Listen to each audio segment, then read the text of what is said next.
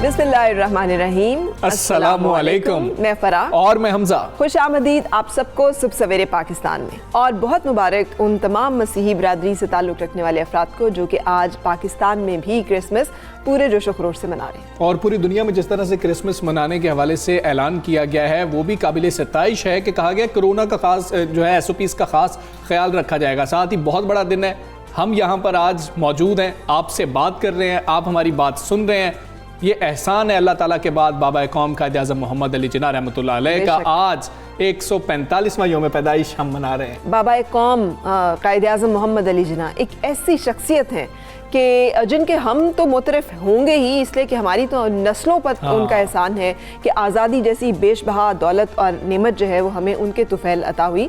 लेकिन दुनिया उनकी कायदाना सलाहियतों का इतराफ़ करती है। दुनिया मानती है कि किस तरह से उन्होंने तने तनहा इतनी बड़ी साम्राज्य जिसे कहना चाहिए ताकत से और फिर उसके साथ साजिशों से और रेशा दवानियों से किस तरह से मुकाबला किया, किस तरह से मुसलमानों के लिए एक अलहदा ममलिकत का वजूद जो है उनकी बदौलत क़याम में आया। बाबा कौम कायदे आज़म मोहम्मद अली जिन्ना का आज 145वां यौम पैदाइश है जो कि इंतहाई अकीदत व एहतराम के साथ मनाया जा रहा है, और यकीनी तौर पर रहती दुनिया तक हम पूरे जोशो खरोश के साथ ये दिन मनाते रहेंगे। बिल्कुल मनाते रहेंगे। और फरा देखें कि जैसी साजिशें वहाँ पर मौजूद थी जिनका आप जिक्र कर रही हैं, क्या हौसला होना चाहिए। और आप बीमारी से लड़ रहे हैं और आप चाह रहे हैं कि ये आप किसी को पता ना लगने दें ताकि जो मुसलमान हैं उनको उनका हक मिल सके, वरना उसको डिले मजीद कर दिया जाएगा और शायद आज तक पाकिस्तान ना बना होता। कैसी सोच थी और कैसी मतलब कि कुव्वत इरादी आप देखें। इस पे हम मजीद बात करेंगे और भरपूर बात करेंगे। पहले टॉप स्टोरीज पर नजर डालते हैं। बाबा कौम कायदे आज़म मोहम्मद अली जिन्ना का 145वां यौम पैदाइश आज इंतहाई अक़ीदत व एहतराम और मिली जोश व खरोश से मनाया जा रहा है। 25 दिसंबर 1876 को कराची में जिन्ना पूंजा के घर जन्म लेने वाले बच्चे ने बरसग़ीर की नई तारीख रकम की और मुसलमानों की ऐसी क़यादत की जिसके बल पर पाकिस्तान ने जन्म लिया।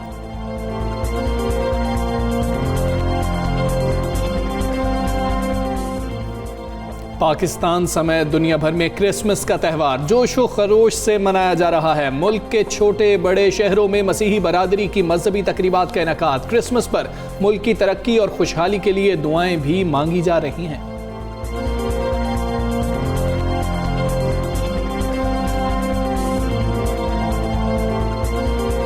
तो जी जनाब, टॉप स्टोरीज आपने जानी। सबसे पहले हम बात करेंगे बाबा कौम कायदे आज़म मोहम्मद अली जिन्ना रहमतुल्लाह अलैह के 145वें यौम पैदाइश के हवाले से, जो कि आज इंतहाई अक़ीदत एहतराम और मिली जोश जज्बे से मनाया जा रहा है। हम सब जानते हैं कि काठियावाड़ में जिन्ना पूंजा के घर एक ऐसे बच्चे ने जन्म लिया जिसने पूरी दुनिया की तारीख बदल के रख दी। सिर्फ बरसग़ीर की तारीख नहीं, पूरी दुनिया की तारीख जो है उसके ऊपर एक अलहदा ममलिकत का क़याम जो कि दो कौमी नज़रिए की सूरत में था। कि जहाँ ये सबसे बड़ी हमजा सबसे बड़ी बात ये थी कि बहुत सारे उन मुसलमानों को जो कि एक कसीर तादाद में थे उनको एक अलहदा तशख़्ख़ुस उनका एक्सेप्ट करवाना, कबूल करवाना, उनको एक जुदागाना फोर्स या ताकत या अक्सरियत या आबादी या लोगों के तौर पे तस्लीम करवाना और फिर उनके लिए एक अलहदा ममलिकत का वजूद अमल में लेके आना। ये बहुत सारी अलग अलग कामयाबियां हैं जो हर लेवल पे कायदे आज़म मोहम्मद अली जिन्ना ने। और ये बताना कि हम स्टेक होल्डर्स हैं, जिन्हें स्टेक होल्डर्स ही नहीं समझा जाता था बरसग़ीर का, जिन्होंने एक अरसा जो है हिंदुस्तान पे हुकूमत की और उसके बाद वो ये भी नहीं बता पा रहे थे कि भाई हम स्टेक होल्डर्स हैं। हिंदुओं के साथ मिलकर साजिशें की जा रही थी और उस वक्त कायदे आज़म मोहम्मद अली जिन्ना रहमतुल्लाह अलैह ने मुसलमानों के लिए ये जो दो कौमी नज़रिया है ना, ये ऐसी एक सोच है कि शायद अगर उस वक्त ना आई होती आज तक ही ना होती शायद। और आज हमें जितना शिद्दत के साथ एहसास है, इसलिए कि बीच में बहुत सारी कन्फ्यूजन्स चलती रही, लोग ये कहते रहे कि इसमें ये सही है या नहीं सही है। आज वक्त ने खुलकर साबित कर दिया कि कायदे आज़म मोहम्मद अली जिन्ना ने जो पोजीशन ली, उनकी जो सोच थी, उन्होंने जिस तरह से मुसलमानों के लिए जो है फ़ाइट पुट अप की, अगर वो ना की जाती तो आज तमाम मुसलमानों का वही हाल होता है जो आज भी इंडिया में एक कसीर तादाद में मुसलमानों का है کہ جن کو جینے کا حق جو ہے وہ بھی نہیں دیا جا رہا, جن کے ساتھ مذہب کی وجہ سے تفریق کی جاتی ہے, ان کے ساتھ ظلم کیا جاتا ہے. ہم اپنے بزرگوں سے سنتے ہیں حمزہ کہ اس طرح کے مظالم ہوتے تھے, اور پھر ایک ٹائم تھا جب نہیں خیال ذہن میں نہیں آتا تھا کہ اچھا ایسا بھی ہو سکتا ہے, لیکن آج وقت نے کھل کے ثابت کر دیا ہے کہ ایسا ہوتا رہا ہے اور ایسا ہوتا رہے گا. اور مسلمانوں کے ساتھ تو جو وہاں پر ہو رہا ہے اس وقت, جو بھارتی کسان ہیں, جو بڑی تعداد میں سکھ ہیں, وہ اس وقت یہ بات کر رہے ہیں. یوراج سنگھ جو انڈین کرکٹر ہیں, ان کے والد کو میں نے دیکھا کہ وہ ایک کسان اکٹھے ہوئے ہیں, وہ ادھر خطاب کر رہے ہیں اور کہہ رہے ہیں کہ ہمیں محمد علی جناح نے یہ آج سے 100 سال پہلے ہی بتا دیا تھا کہ یہ ہوگا تم لوگوں کے ساتھ ہی, وہ یہ کرنے جا رہے ہیں, وہ یہ کرنے جا رہے ہیں. ہمارے ساتھ آج وہی ہو رہا ہے جو محمد علی جناح 1947 میں جس بنیاد پہ انہوں نے پاکستان بنایا تھا, آج ہم سکھوں کے ساتھ بھی بھارت میں وہی ہو رہا ہے. بالکل, سیکولرزم کی قلعی جو ہے وہ اتر گئی, اس کا جو جھوٹ ہے وہ کھل کے سامنے آ گیا. پوری دنیا نے دیکھ لیا کہ ہندتوا اور ہندوازم جو ہے یہ بیسکلی وہ سوچ ہے, وہ تھاٹ ہے, تشدد پسندی وہ ایک سوچ ہے جو کہ حکمت عملی ہے, جو کہ اختیار کی جاتی رہی ہے, اختیار کی جاتی رہے گی. اور جتنے بغل میں چھری اور منہ میں رام رام تھا وہ سب پوری دنیا نے کھلی آنکھوں سے دیکھ لیا. اور اس کے لیے ہم قائد اعظم محمد علی جناح کی جرت, انتھک محنت, ان کی دیانتداری, ان کے عزم مصمم, ان کی حق گوئی اس کے مترف ہیں اور ہمیشہ رہیں گے, کیونکہ وہ ان سب چیزوں کا ایک حسین امتزاج تھے. بالکل ایسا ہی ہے. اور برصغیر کی آزادی کے لیے بابا قوم کا موقف بالکل دو ٹوک رہا. نہ کانگریس انہیں اپنی جگہ سے ہلا سکی, نہ انگریز سرکار ان کی کوئی بولی لگا سکی, ان کو بار بار بلایا جاتا رہا. لیکن قائد اعظم نے جو پہلے دن بات کی تھی وہی آخری دن تک بات رہی. اللہ تعالیٰ درجات بلند کرے اور اللہ تعالیٰ ان کے اوپر بہت سی رحمتیں نازل فرمائے کہ ایک ایسی شخصیت جن کی طفیل آج ہمیں آزادی جیسی نعمت حاصل ہے. حمزہ, اگر ہم نے ابھی تصویریں دیکھی, اس وقت تو ہندوؤں کا اصل چہرہ بے نقاب اس طرح سے کرنا, اس کو تسلیم کروانا ایک اتنی بڑی حکمت عملی تھی, جس حکمت عملی پہ قائد اعظم نے یہ پورے مسلمانوں کا مقدمہ لڑا ہے اور ایک کامیاب وکیل کے طور پر اس میں جیتے ہیں اس مقدمے کو, اور اس کے نتیجے میں ایک علیحدہ مملکت کا قیام عمل میں آیا ہے. یہ اتنی بڑی اچیومنٹ ہے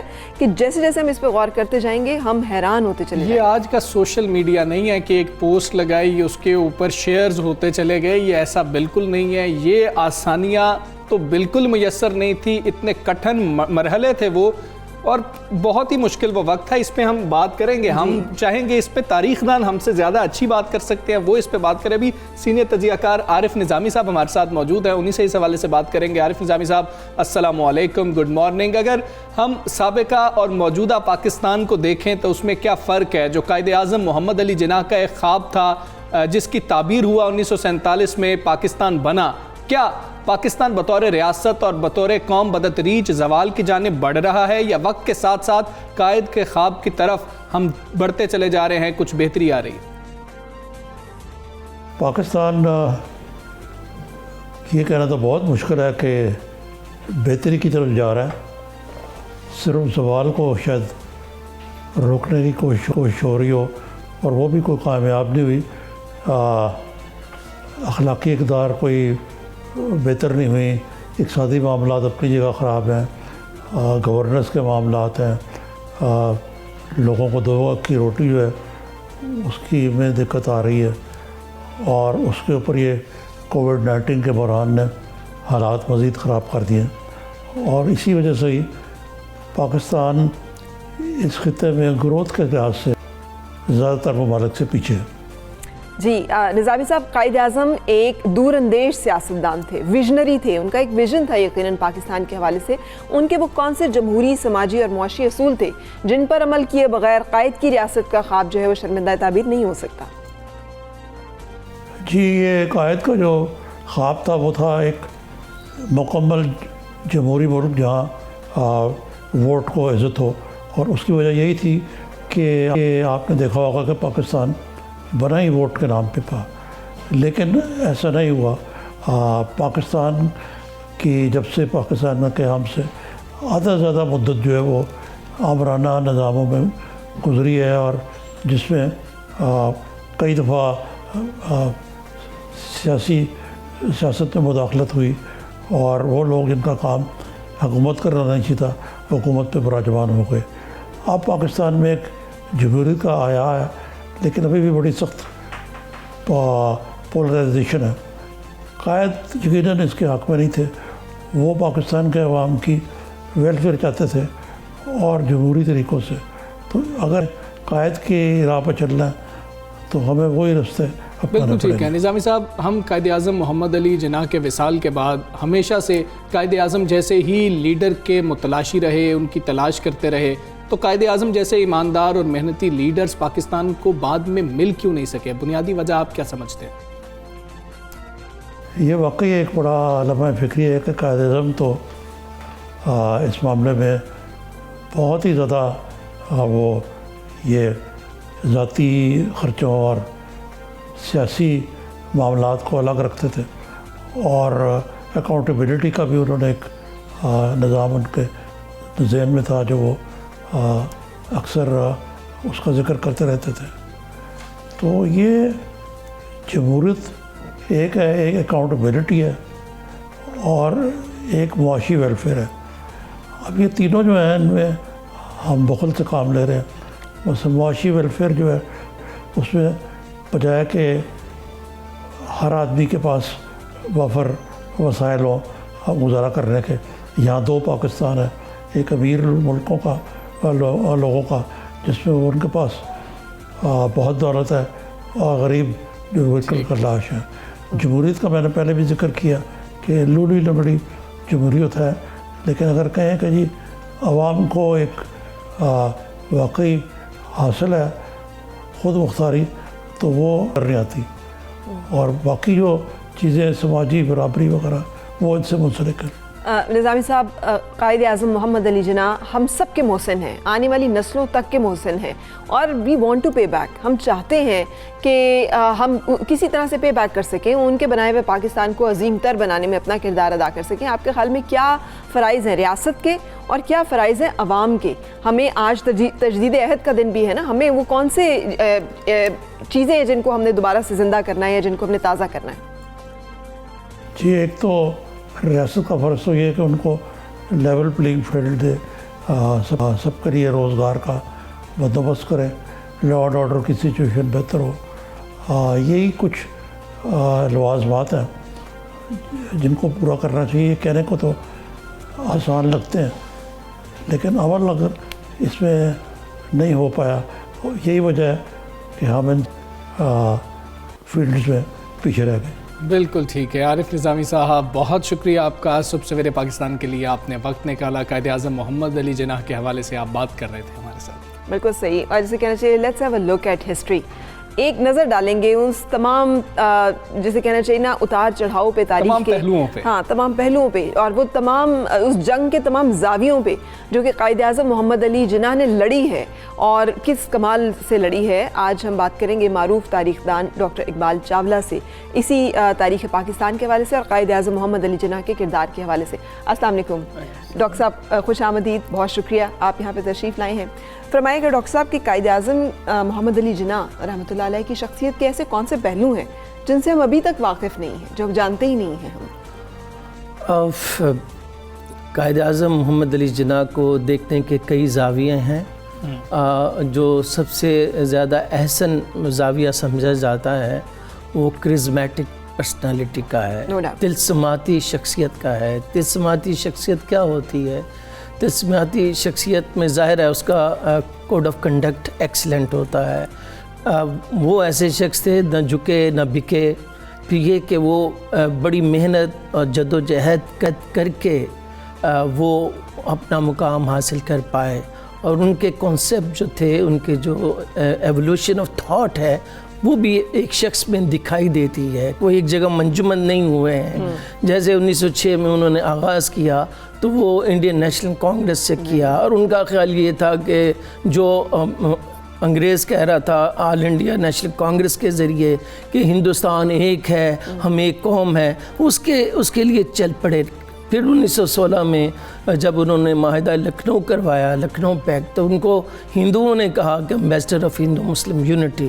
پھر 1920 تک وہ کانگریس اور مسلم لیگ کے لیڈر رہے. 20 میں انہوں نے جب دیکھا کہ کانگریس کے جو گاندھی جی ہیں اور ہمارے علماء دین جو ہیں وہ پالیٹکس میں ریلیجن کو لا رہے ہیں، جب وہ ریلیجن کو لا رہے تھے تو قائد اعظم اس کے حق پہ نہیں تھے کہ پالیٹکس اور ریلیجن کو علیحدہ ہونا چاہیے. پھر وہ علیحدہ ہو گئے, مسلم لیگ میں ہی شامل رہے. 1920 سے 40 تک انہوں نے کوئی کسر اٹھا نہیں رکھی جس میں یہ کوشش کی ہو کہ ہندوستان متحد رہے اور ہندوستان میں جتنی بھی اقوام ہیں, خاص کر مسلمان ہیں, ان کے جائز حقوق ملے. جب انہیں یقین ہو گیا, خاص کر کانگریسی وزارتوں کے بعد, جب انہوں نے دیکھا کہ چند صوبوں میں 11 میں سے 8 صوبوں میں کانگریس کو حکومت بنانے کا موقع ملا ہے, اور پھر یہ کہ 3 صوبے پنجاب, بنگال اور سندھ, یہاں پر مسلم لیگ کی حکومت نہیں تھی, مسلمانوں کی تھی, وہاں پر بھی انہوں نے ان کو چین سے نہیں رہنے دیا.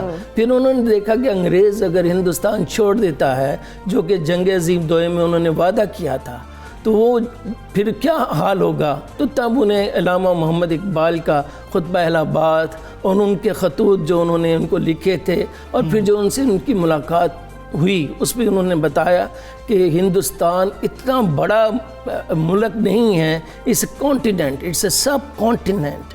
کانٹیننٹ بولا ہی اس کو جاتا ہے جہاں ایک سے زیادہ ممالک ہوتے ہیں, بے شمار اقوام ہوتی ہیں. لہٰذا ہمیں مسلمانوں کا حل یہ نکالنا ہوگا کہ نارتھ ایسٹ نارتھ ویسٹ میں پاکستان بنانا ہوگا. اور چودھری رحمت علی نے لفظ پاکستان بھی دے دیا. جب پاکستان کا فیصلہ کر دیا قرارداد لاہور میں, یہاں سے پھر ان کا کرزما جو ہے وہ نمایاں ہوتا ہے. وہ لیکن چند ہزار لوگ تھے جو کہ قرارداد پاکستان کے موقع پہ موجود تھے اور یہیں پہ لاہور میں موجود تھے, اور یہاں سے انہوں نے ایک قوم کو ایک منزل دی, واضح نصب العین دیا. پھر وہیں سے یہ جو 2 قومی نظریے کا وضاحت کرنا شروع کی. اب دیکھیں عورتوں کو شامل کیا, اسٹوڈنٹ کو شامل کیا, ہر طبقے کو, جو بھی انٹرسٹ گروپس تھے ان کو شامل کیا. پھر علماء دین کو شامل کیا. ان کو موبلائز کرنا یہ کوئی آسان نہیں ہے. ایک تو ہے نا, آپ نے ویژن دے دی, پھر ان کو موبلائز کرنا. موبلائز کر کے 37 میں مسلم لیگ 104 نشستیں جیتتی ہے. 1945 میں 100% سیٹیں مرکز میں اور 87% صوبوں میں جی جاتی ہے, اور ایک ہی نعرہ لگتا ہے کہ لے کے رہیں گے پاکستان اور بن کر. اور یہ سارا جو ہے یہ کرزما ہے. ایک تو یہ ان کی ذات, پھر ان کی لڑائی دیکھیے. ہم کہتے ہیں مقابلہ کن سے جیتا. ایک طرف کانگریس ہے, کانگریس نے روپ دھارا ہوا ہے سیکولرزم کا. اس کے پیچھے جو سارا دماغ ہے وہ ہندوؤں کا پیسہ جو ہے ہندو انڈسٹریلسٹ کا ہے, اور بدقسمتی سے ان کے ساتھ علماء دین بھی شامل ہیں, اور ان میں اور بھی ہماری نیشنلسٹ مسلمان بھی شامل ہیں. اچھا, دوسری طرف انگریز ہیں جن کا پوری دنیا کا فخر یہ ہے کہ انڈیا ان کی سب سے بڑی امپائر ہے. اس امپائر کو وہ ٹکڑے ٹکڑے کیسے کر دے, یہ اور ان کو اس طرف لے کر آنا. اور پھر سب سے بڑی بات ہے میتھڈالوجی.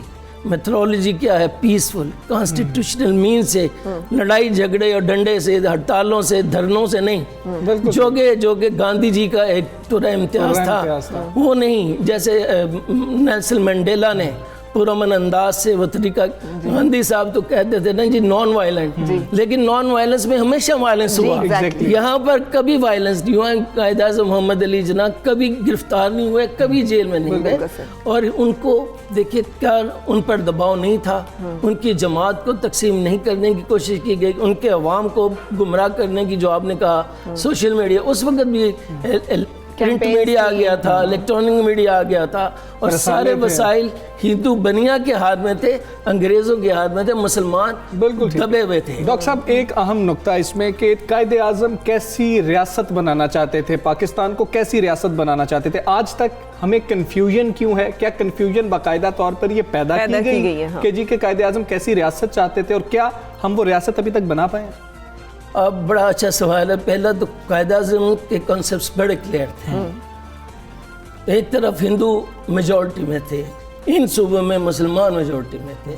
ہم جو یہ ملک بنانا چاہتے تھے وہ اسلامی فلاحی ویلفیئر اسٹیٹ بنانا چاہتے, اسلامی ویلفیئر اینڈ ڈیموکریٹک اسٹیٹ بنانا چاہتے, جو کہ نظامی صاحب نے کہا. اچھا, نہ ہم اسلامی بنا پائے, نہ ہی ویلفیئر بنا پائے, اور نہ ہی جمہوری, اس کا وہ جواب دے چکے. میں آپ بتاتا ہوں اسلامی سے مراد ان کی کیا ہے. اسلامی سے مراد علامہ صاحب نے بھی کہا تھا یہاں تھیوکریسی نہیں ہوگی, ملا کی حکومت نہیں ہوگی, پارلیمنٹ جو ہوگی منتخب अरकान पर मुश्तमिल होगी। वो मुंतखब अरकान जो होंगे वो इज्तिहाद और क़ियास करेंगे। लिहाजा वो जो हम जब हमारा डेमोक्रेटिक प्रोसेस नहीं चला तो देखिए शुरू में ही हम जब कहते हैं ना, एक तो है विजन ये होती है, लामा कायद आज़म ने ये कहा जनरल नज़ीर होगा, ये एक पॉलिटिकल और इलेक्टोरल पॉलिटिक्स में ये रेट्रिक होता है, ख्वाब दिखाया जाता है कि जी ये जो हम पाकिस्तान बनाएंगे आपका माशी, माशरती और समाजी या सियासी इस्तेसाल नहीं होगा। अच्छा, वो इस्तेसाल कभी ख़त्म नहीं होता जब तक कि आप रेडिकल रिफॉर्म्स नहीं लाते। चलें दूसरी तरफ अब आप देखें, इंग्लैंड 1688 में इनकलाब बरतानिया में आया, ग्लोरियस रेवोल्यूशन उसे कहते हैं, वहाँ से लेकर आज तक 400 साल हो गए जमहूरियत चली आ रही है, कोई लूला लंगड़ा नहीं किया गया उसे। अब 1783 से USA ले लीजिए, अमेरिका ले लीजिए, वहाँ से लेकर आज तक वो जमहूरियत चली आ रही है। मुंतखब जो नुमाइंदे हैं अवाम को जवाबदेह हैं। अच्छा, जब आप जवाबदेह होते हैं किसी भी निज़ाम में आप अपनी इस्लाह कर देते हैं, बिल्कुल ठीक, और मुशावरत से ले आते हैं। तो ये जो आपने कहा ना, मैं निज़ामी साहब से थोड़ा सा माज़रत से इख्तिलाफ करते हुए कहूँगा, 47 में हमें देखना पड़ेगा हम कहाँ खड़े थे। कायद आज़म को दिया गया maimed, mutilated and in Pakistan, लूला लंगड़ा पाकिस्तान है, जानबूझ के पंजाब और बंगाल को तकसीम किया गया ताकि ये सरवाइव न कर सके। और आज हम कहाँ खड़े हैं?